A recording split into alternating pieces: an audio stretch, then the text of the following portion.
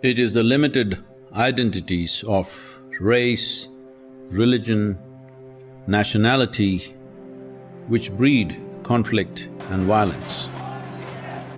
Our attachment to boundaries, the source of it is in our attachment to our physical form, that is our body.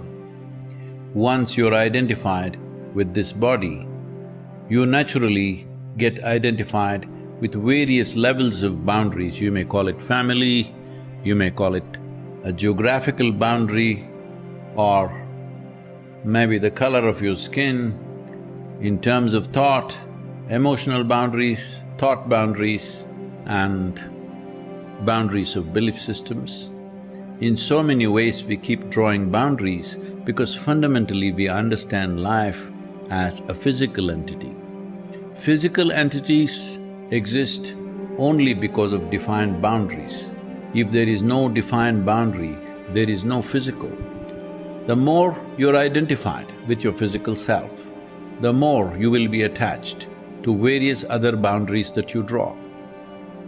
So removal of boundaries is not going to happen by changing attitudes or by changing belief systems. It is only possible when your experience of life transcends the limitations of your physicality. When you begin to experience, when it becomes a live experience for you, that something beyond your physical accumulation that you call as body is touched by you, then naturally your attachment to various boundaries that you may be identified with in terms of family, club, association, society, nation, race, religion, caste, creed, all this will simply dissolve. You cannot fight it, you cannot hope that by extending your boundary you will be better. Well, larger boundaries will create larger conflicts. So it's important that every human being should have this experience of knowing that something beyond your physical nature lives within you, and that must be in your conscious experience.